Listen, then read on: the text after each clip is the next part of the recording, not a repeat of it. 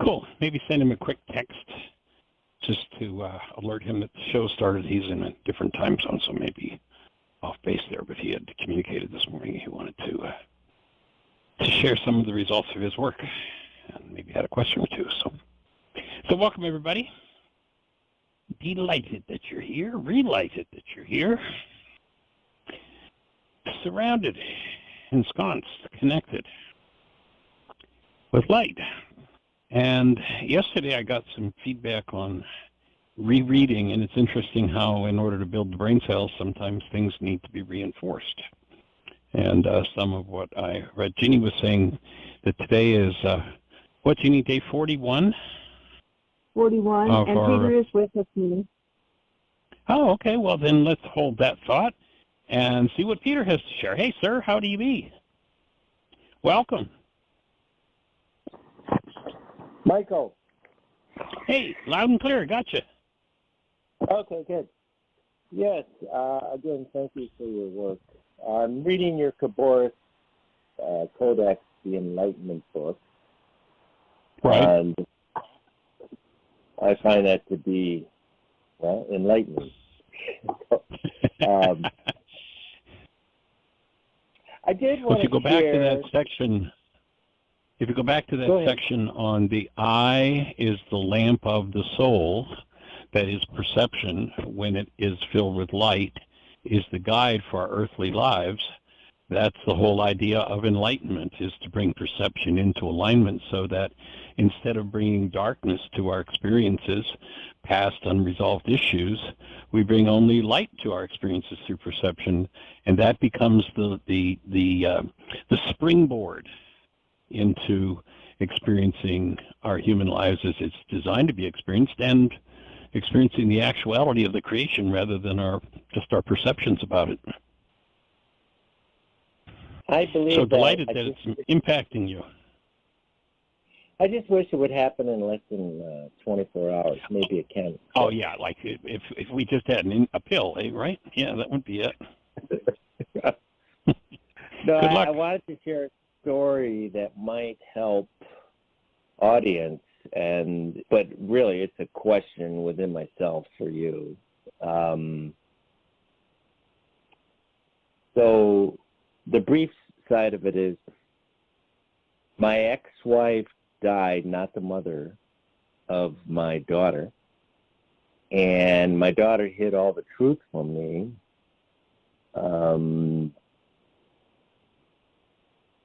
Because the ex-wife requested that I don't know, because she always would say things like, "You're on that boat. I live on a boat. You're going to die. You're going to do this. Make sure you leave me that painting from Italy." Just weird things. Anyway, she died first, and she had issues, but don't we all? So when I confronted my daughter on, "I'm your father, I need to know the truth," and there's even legal avenues here that have to be pursued because our pensions are tied together with the federal government. She gets part of mine, I get part of it. Right. I have to know these things. Otherwise, I could be accused of fraud, and with the U.S. government. And my daughter has a history of explosive, cussing behavior.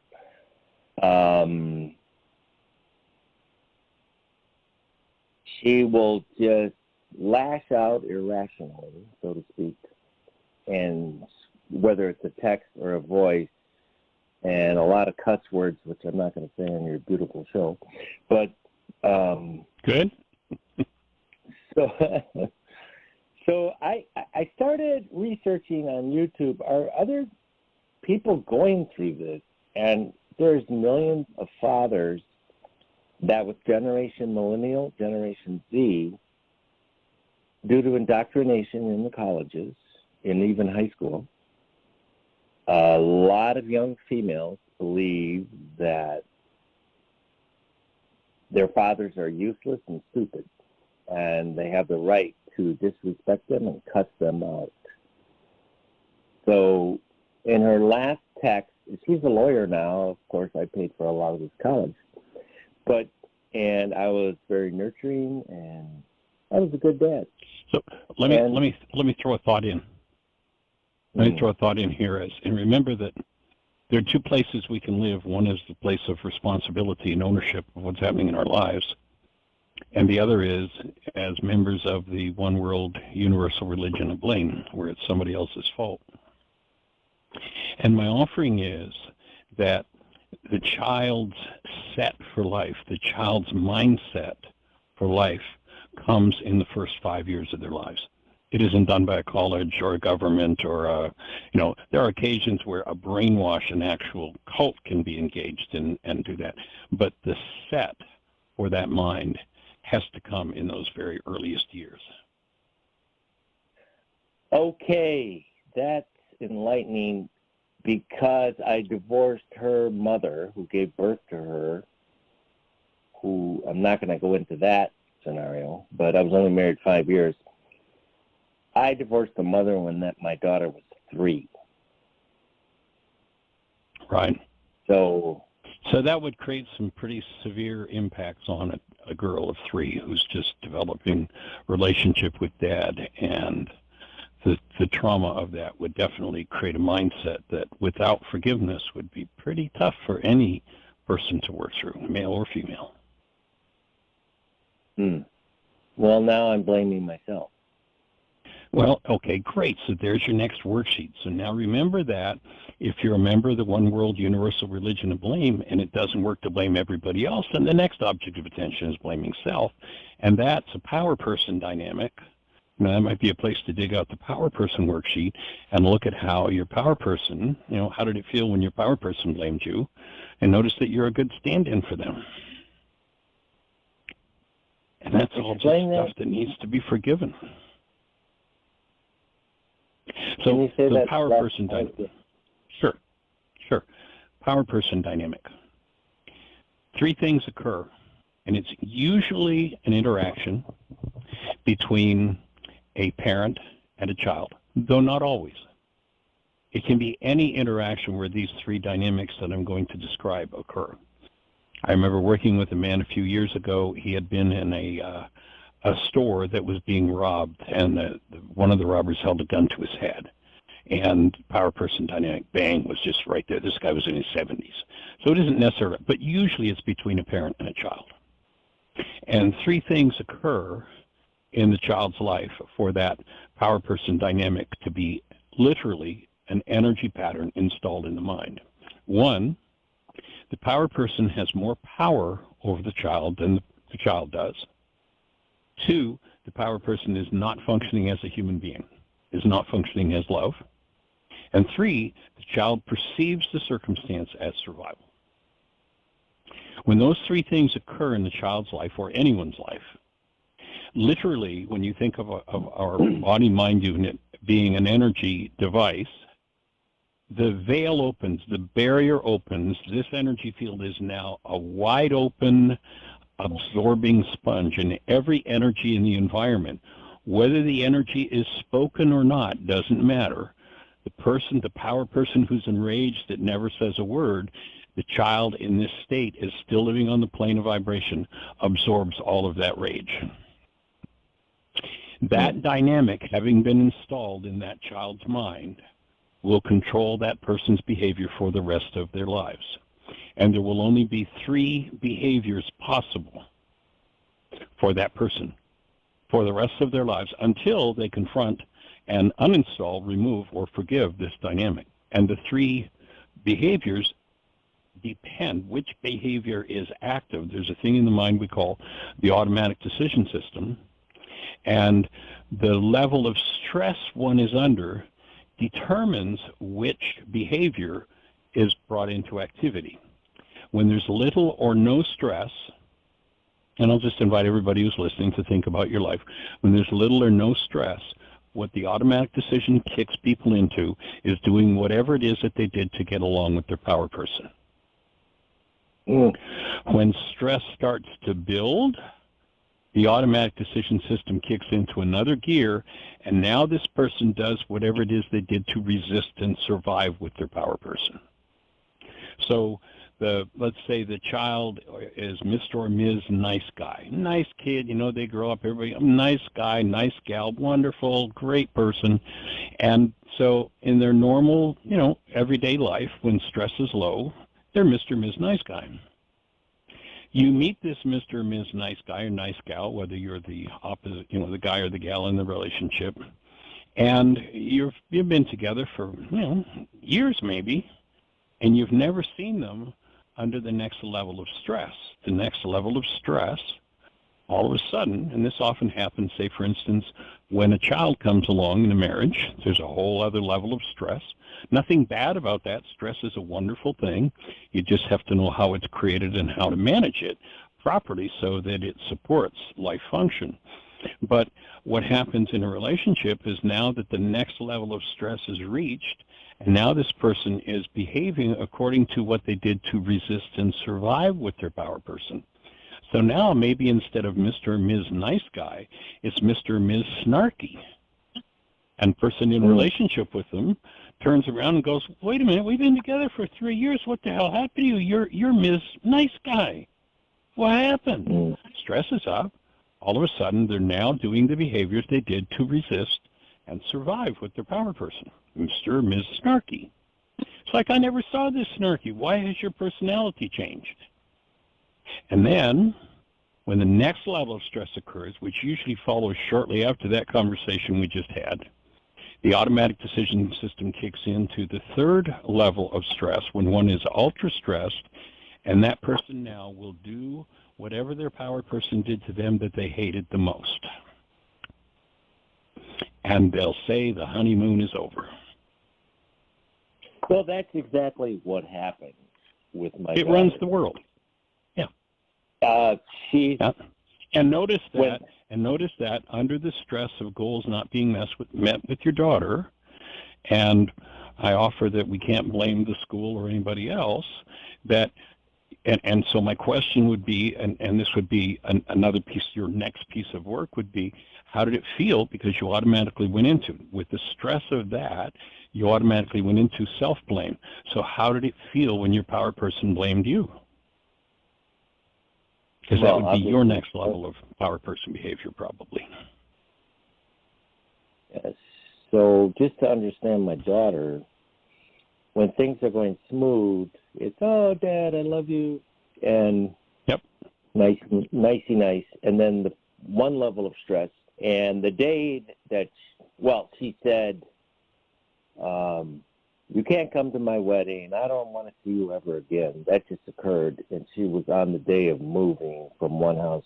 She bought a house with her. A lot of stress. Yeah, you're moving that elevates stress immeasurably for people. Yes. So she went through that pattern, and she wanted to never see me again because that was activated from when she was 3 years old, I guess, is what you're saying. Yeah, suppose. And by the way, there are two different ways to take on a power person dynamic. One of them is actively and one of them is passively. And the kind of description or situation you described, it was likely a passive thing for her. She's 3 years old. She doesn't know what the heck is going on. She just knows her life is falling apart and her daddy's not available. So that would oftentimes lead to a passive thought disorder, power person thought disorder of, my father doesn't want me or doesn't want to see me or won't have anything to do, whatever that thought disorder was. That would be what would tend to happen there. Or the other side is active. That actually says, I don't ever want to see you again. So the thought disorder behind that power person dynamic can be active or passive. Okay. In this case, I think... And often, they're generational. The thought disorder that I got from my power person, if I never work through it, I will tend to pass it on to my children, who will tend to. And literally, I mean, if you look around the world, I don't care whether it's, presidents or governments or churches or power person dynamics running the game, This church talks about love and Christ and Jesus, and then stands up there and rails with the threats of the fires of hell. And what do you got? You got a power person dynamic going on. You don't have somebody who's quoting the man named Yeshua who says, "Oh, our Father, whose good pleasure it is to give us the kingdom," under stress. That's not what that preacher's saying. They're playing out the power person dynamic that they haven't resolved in their own lives. And the best, and then when that happens, that will tend to resonate certain goals in my mind if I'm the person sitting in front of them. And those goals in my mind will tend to elevate my stress. And if I don't know that I'm under stress, then I'll tend to play out my power person dynamic against their power person dynamic, and that just leads to crazy time. Somebody has to arrive at the place where rather than functioning out of a power person dynamic, they actually function out of their human lives. And no matter what's happening in the environment, because they've cleaned up the causes of stress in their own minds, they simply stand as a human being, as the active presence of love. And that's where the real work begins. Who can do that? And her mother, my daughter's mother, she, her mother, so it would be my daughter's grandmother, they died not talking for 2 years. They went through these battles of, I've had enough of you, I won't talk for 2 years. Yeah, so the beat goes on. That tends to be generational. You go to the scriptures, look to the lives of the fathers, for ours are but a shadow of theirs upon the earth. The sins of the fathers, the energies that are off the mark, will be passed, yea, unto 3 and 4 generations of those who, the quote says, of those who hate me. So here's the Creator speaking to humans saying, hey, buddy, you know what? If you don't open and connect with the active presence of love, which is me, then the only advisor you've got is what's happened is happening in your genes. And guess what? You're just going to play out the advice given by your genes. So that passage where it says, it passed on to 3 and 4 generations, yea, of those who hate me, that word hate there in Aramaic is not hate as in a love-hate relationship. It's those who are separated from the active presence of love. They're stuck with the only advisor they got, their genes. And that means the crazy time of the generations is going to run the show till somebody wakes up and cleans up the genes. What do I do right now? What do I do today? Well, and I don't mean calling and trying to fix things. I mean, what's your advice? So my input, the first thing I would suggest you do, you've started to do the codependence intensive. I don't know how far you are through it, if you've gotten to the codependence review and the pseudo solutions, but you might go back and redo that or to step into that. Dig out the power person worksheet and maybe take that one piece that came up a few minutes ago of, okay, so if I can't blame that out there, then I'm to blame. Then I'd do a power person worksheet on blaming. I do some forgiveness work around, pardon me? Is that a different worksheet? In the intensive, have you not gotten to the power person worksheet yet? It's toward the end, so you might not have completed that far yet. No. It's the 14-page worksheet. Oh. Okay. No, I did definitely. And that's the one that really unravels the mind.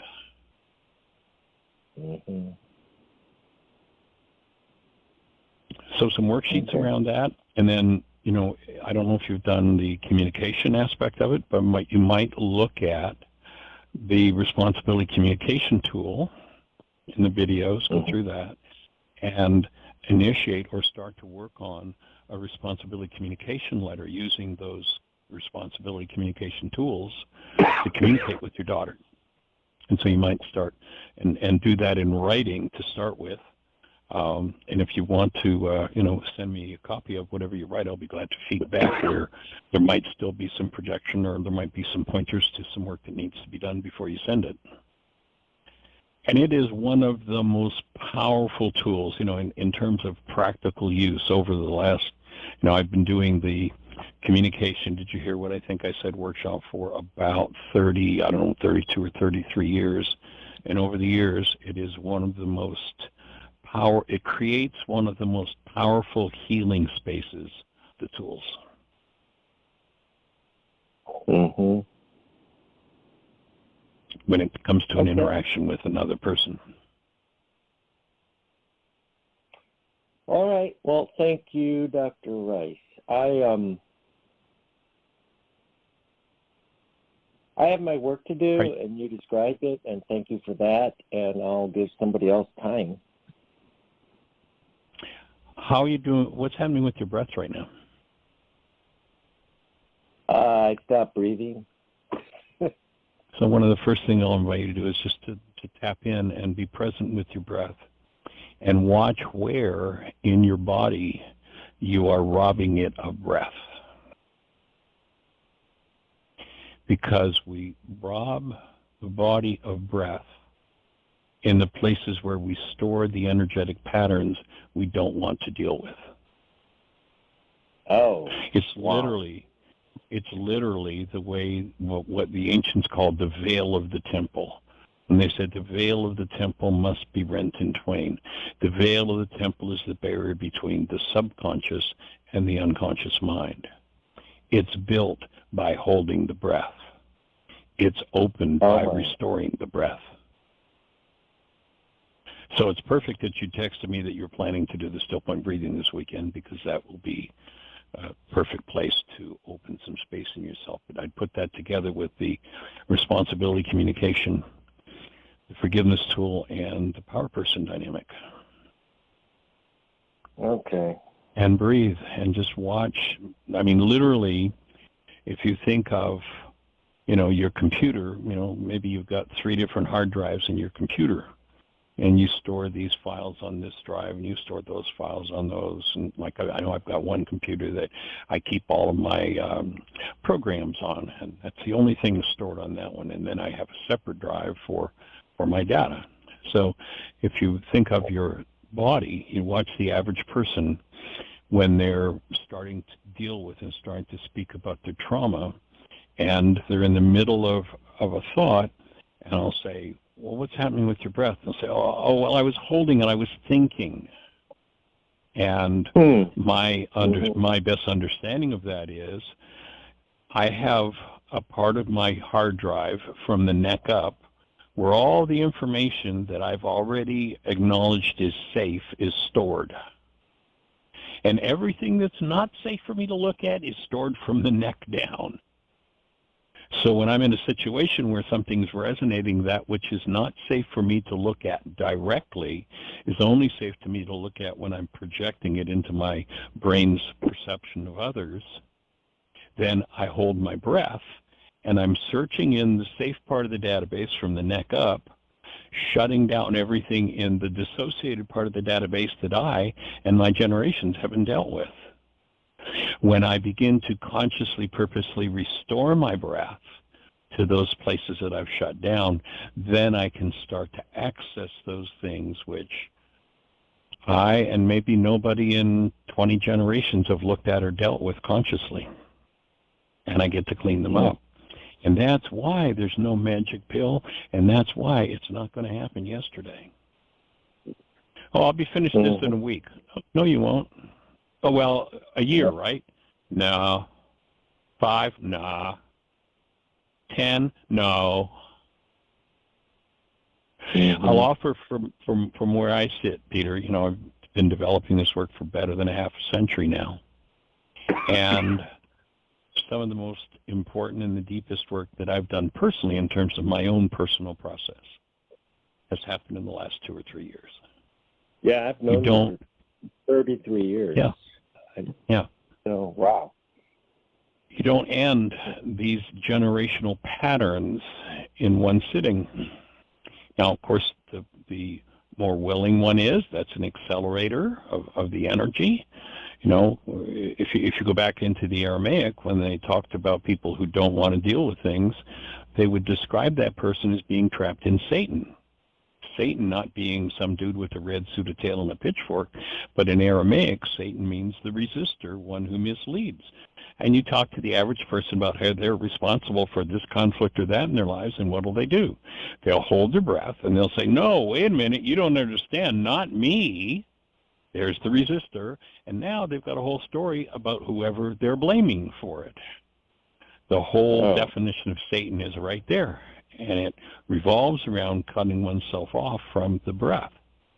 Now, if you go back to the Aramaic, where it speaks about the creation story, and we're told by the Greeks that God sent out some kind of a spirit or something, but actually in Aramaic what it says is the Creator gave us his breath. And when we cut ourselves off from it, we're disempowered. And we're shutting down the part of our structure in which our dis-eases are stored. And that's why we die. Because all death is suicide. And these patterns have been going on for generation upon generation. You know, you look at that story of the Jews wandering in the desert for 40 years. What had to happen for them to get out? It said the old generation had to die off. Not everybody in old physical bodies. The root of the word generation is genere. It means cause. All of the causes held in the mind and the genes that have been unresolved by exposure to love throughout all the generations. If we're the early adopter in the family system, we take on the role of working through it. And that's the work of Yeshua. That's why in one particular case where the disciples, a larger group than the 12 we normally know of, came together with Yeshua, and they asked him, what do we do? And he told them, and half of them said, that's a hard saying. Who can understand it? And they left, and they never came back. Mm-hmm. In essence, what he said is, you got to clean up your genes. You got to clean up your life. You can't keep living out of this state of unconsciousness. And half of them just left, and boom. And they made up a religion about Jesus saves, and Jesus is going to do it for you, rather than actually listening to what the man said. There's a work to be done, and he described how to do the work. The Greeks turned it all backwards. If Yeshua sat in most churches today, he'd say, that's all Greek to me.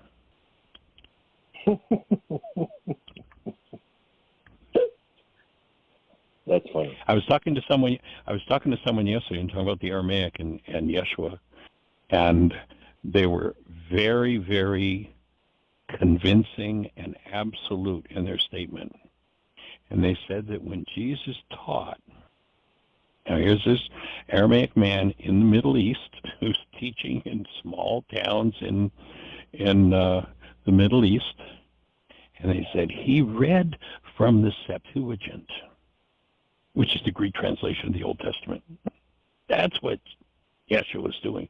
He was reading from the Septuagint. And it was just like, what? And what came to mind is the, and that's just a belief that a lot of the culture has. But what came to mind, have you seen the movie, My Big Fat Greek Wedding? Yes. Remember the father, everything that's new or, different or meaningful, he's, the Greeks invented, the Greeks invented it. Yes, the Greeks. It's like, Yeshua's now Greek. And that and there's just Windex. Yeah, there's just so much of what he said in Aramaic that when it's translated by the Greeks just doesn't make any sense. Do you think that was a language issue, or do you think it was a cultural issue or a power issue? All of the above. All right. First of all, who can understand the language of?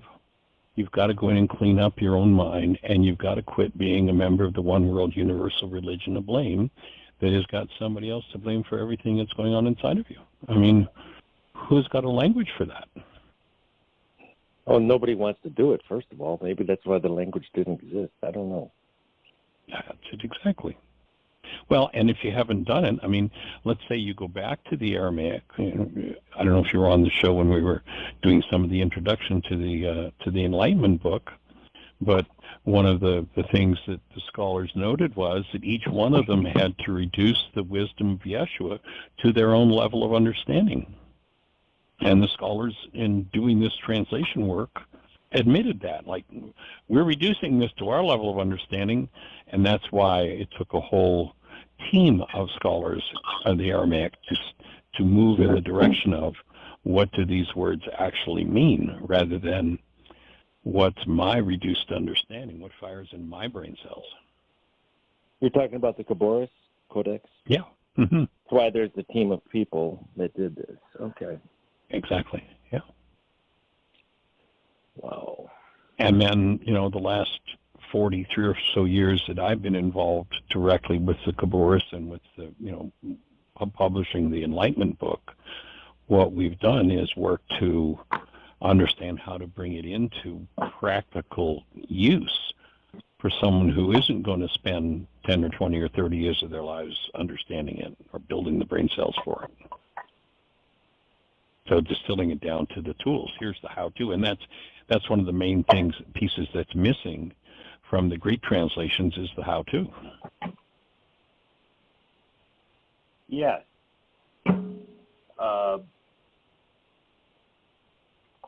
You're right. There's no how-to in the Greek New Testament. Yeah, just saw that.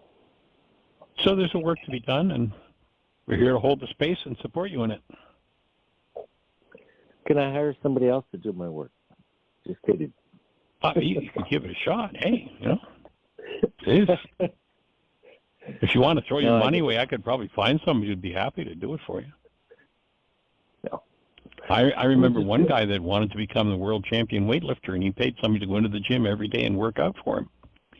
And you know what? He didn't win the world championship weightlifting prize. That's kind of why I made that joke. Yeah, it'd be nice, but no. Well, and it's kind of like the exercise room. The way that actual spiritual awareness and spiritual strength is built is by doing the work of healing. It's like going into the gym, and nobody else can go into the gym for us. And each one has to face and do their own work.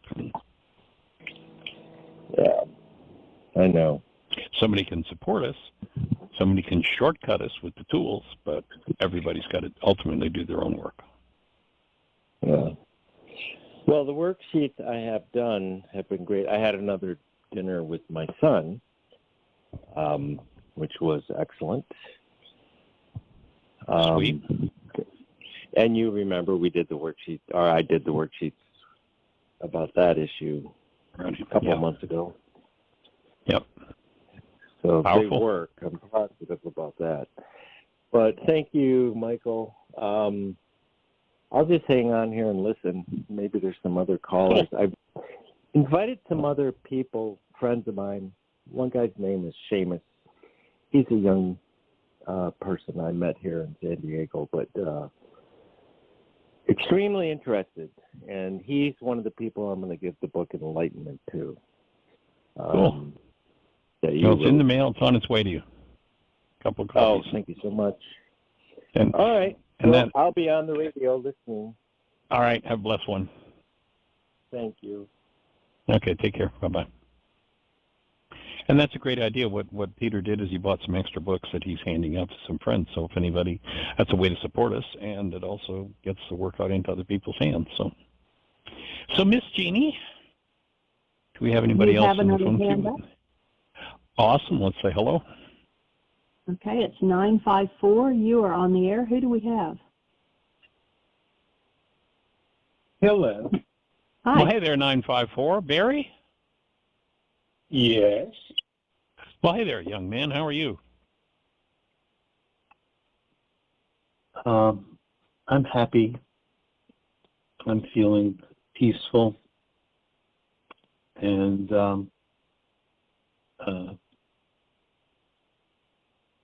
I listened. I came and I listened. I wanted to joke about the fact that I wasn't going to be here because I had an appointment with my physiatrist today. Told you that I would stop by in the near future.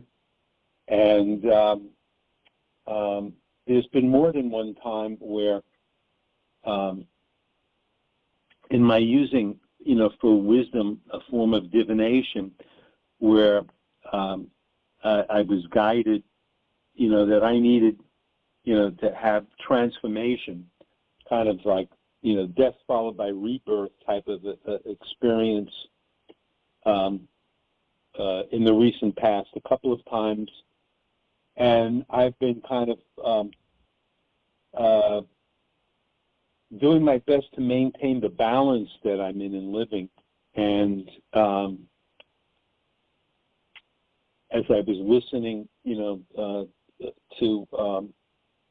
you coach someone, of course, from San Diego with another person in San Diego, which I found amusing considering. That's right. Yeah. Introduced, that there was, a little more coincidences. I don't know.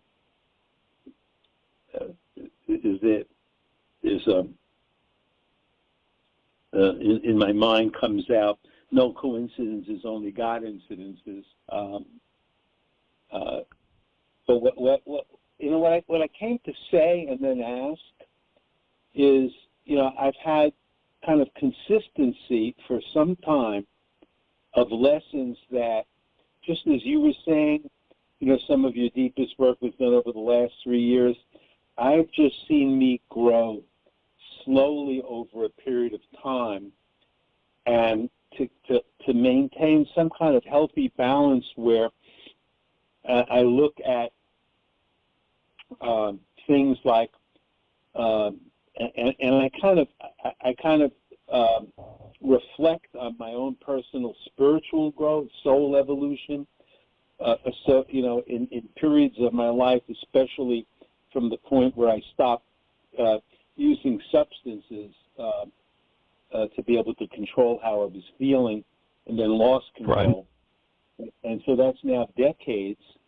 And early, from that system of wisdom, I was encouraged that I had to make what I would call spiritual awareness focus the most important thing daily in my life.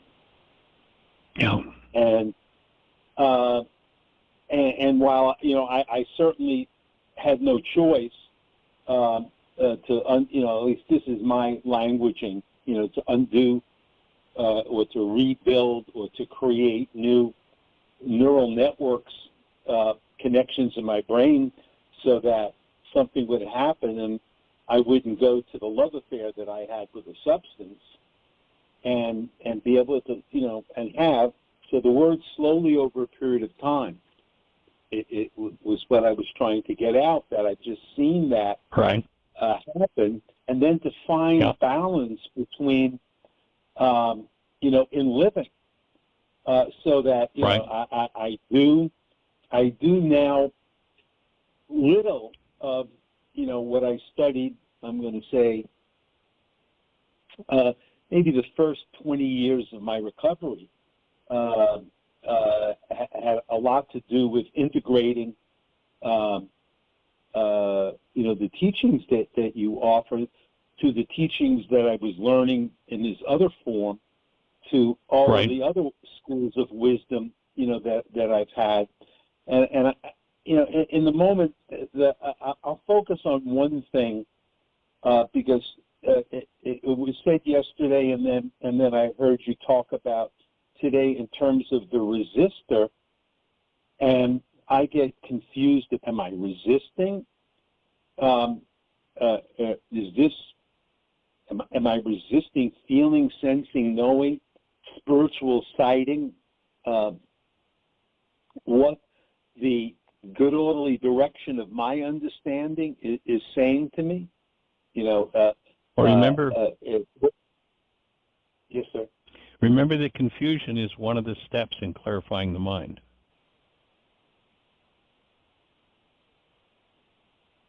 That's a step in the process. Is when I'm living in block to truth, that is, my 9-bit mind, I have a picture that's not true. You're to blame for what's happening in my life. So I have a lie. I fill my 9-bit perceptual space with that lie, and I call that lie truth. Now I'm in blockage of truth. When I start pouring in the frequency of truth and the presence of love, it's going to conflict with that. And when the two energies meet, the result is going to be confusion. And that's where I want to continue to pour in truth. And if you remember back in the early days, 30-some years ago, when you started doing this work, I used to talk about tithing a lot, and it wasn't about money. The primary thing in tithing was you apply 2.4 hours a day to your spiritual work. And over a period of time, that's when you'll get the benefits of doing your work. Where, of course, the ego wants its instant gratification. And so be patient with the confusion as it comes up and keep pouring in truth. Keep pouring in the active presence of love, and the energetic root of the confusion simply dissolves in the presence of that love and of truth.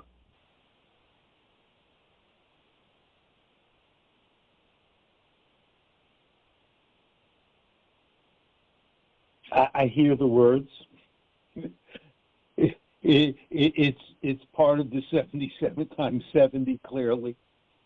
Right. So I came in to say hello. I came in to tune in to hear, I get as much value as listening to someone else being processed or facilitated as I do sitting in the chair, so to speak. I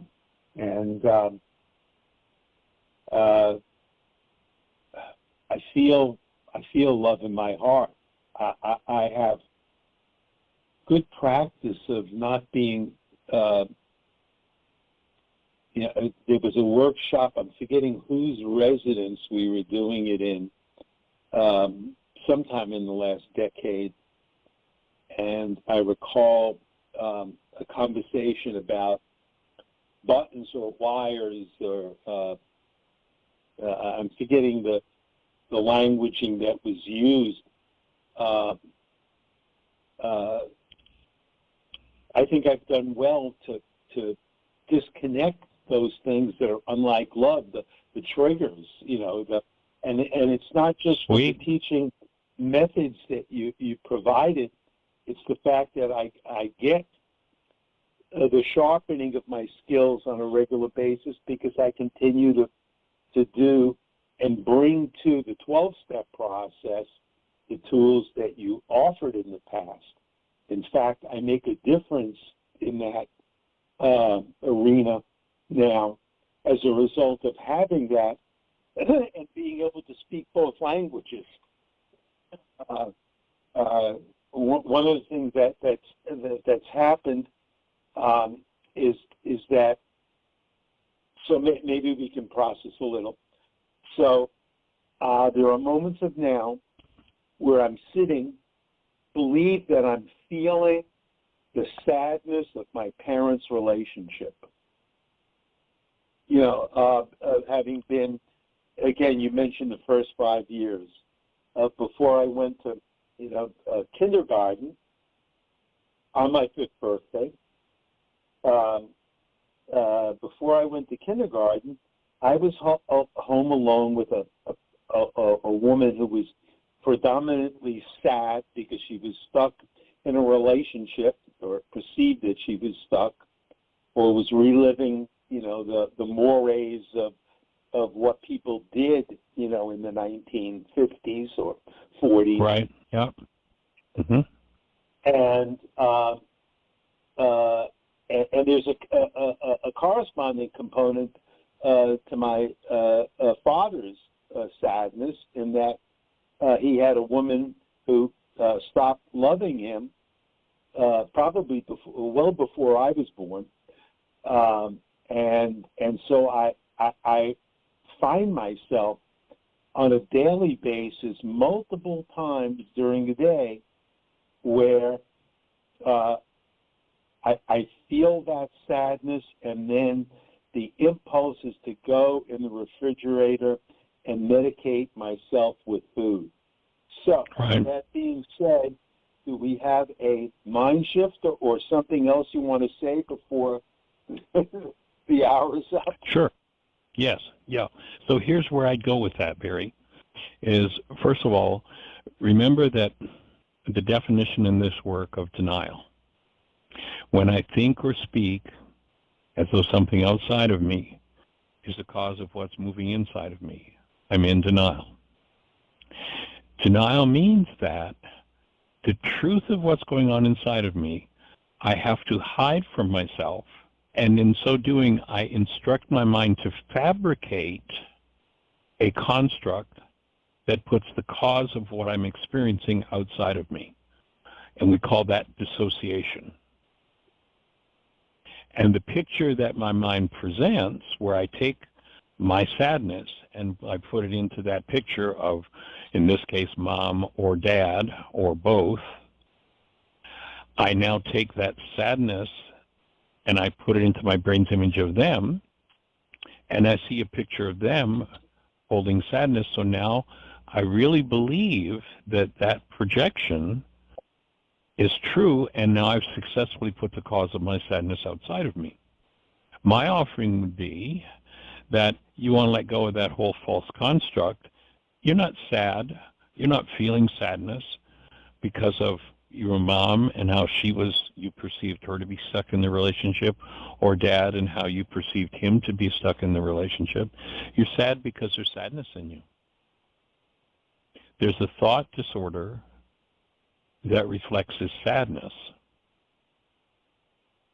And so when you can look at the effectiveness of forgiveness is that when I can do a worksheet where mom is the object of attention, I, Barry, who am love, feel sad. My thought is that I'm sad because mom thinks she's stuck in this place, whatever it is. What's my goal for mom? I want my mom to become free, or I want my mom to be happy, or I want my mom to be, sanely in love with my father. Whatever the specific goal is, the more precisely you identify the goal that you were holding in that memory with mom, then that becomes your answer number 3 in the worksheet. And then you're going to set love in your mind. You're going to tap into the most powerful presence of love that you can. And then you're going to cancel the goal for mom to be sanely in love with dad, which the average mind would say, well, why would I cancel that perfectly wonderful, beautiful goal? There's nothing wrong with that goal. Why would I get rid of it? And I would say, you're right. There's nothing wrong with that goal. Here's why you should get rid of it, because when you put that goal in your mind, it resonates your thought disorders that cause your sadness.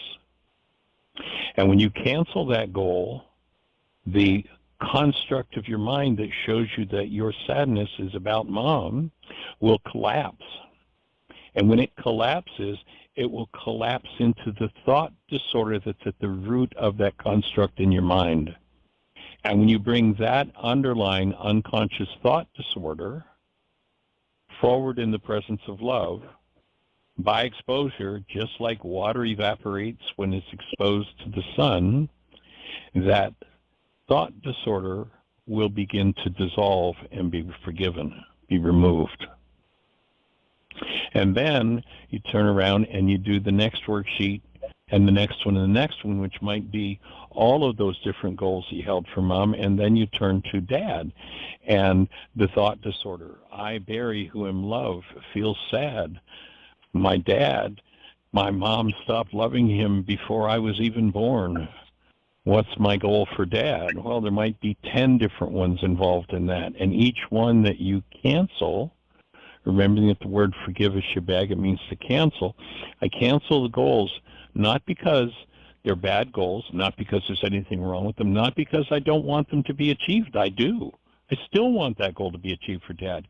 But I cancel it because I recognize that every time I load that driver into my mind, that resonates my thought disorders based in sadness, and I get to project that, and I make pictures up of dad, and that it's dad's sadness that I'm feeling. And so as you collapse each of those projections, you come into deeper and deeper contact with the underlying unconscious dynamic that's beneath the veil of your own temple. And you open the veil of your temple by canceling each specific goal, as specific as you can get. Because the specific goal is what resonates the underlying thought disorder that's creating this projection that has me believing that I'm sad because of something that happened in my parents' life decades ago. Rather than I'm sad because here I am, very, 7 decades later, experiencing thought disorders that create sadness, and I'm still projecting them on my past.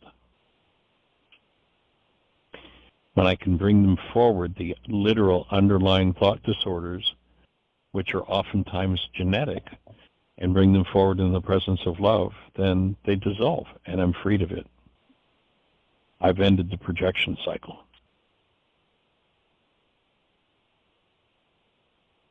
I feel like I grabbed just a tiny bit more of the work in terms of installing it within me. So remember that as soon as we're finished, you can go to our website, click on the microphone, drive down, drill down into today's show, download it, and you can listen to it as many times as you need to review and rebuild and grok it on the next level. Oh yeah, no, I will. Yeah, I actually thought about and forgot that it is recorded. So yep. Thank you. And there are at least, we just reviewed the dance through the principles of the worksheet, but there are at least 20 radio shows in our archives. If you go to the special archives, when you drive down into, or pardon me, drill down into the link that is behind the microphone on the page, there are at least 20 different radio shows where either Jeannie or myself or Dr. Tim has walked somebody through the whole worksheet process from A to Z.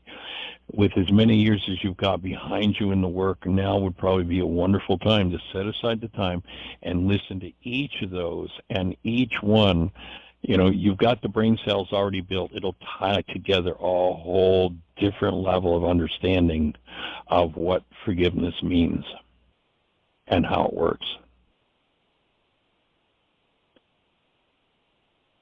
I believe I'm ready. Awesome. We'll see. See, I can say I'm committing to do that, but I'm careful now to not say something that I then don't follow through on. Cool. So I'm committed to looking at this again, and to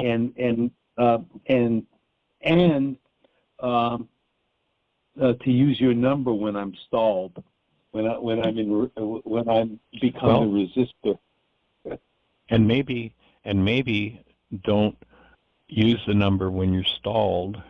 Use the number to keep you from falling into the space of stalling, that you stay engaged in the principles and the understanding and building the brain. You make that part of your 2.4-hour tithe of time per day to your own spiritual growth. So you don't have to get to a stall place and get lost in it again, but you just maintain it.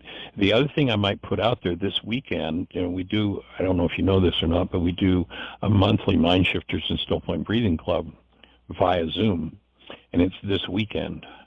And so, if you're ready to move that on the next level, Saturday and Sunday at 11 o'clock, via Zoom, we do once a month Mind Shifters and Still Point Breathing, where we actually, tap people in.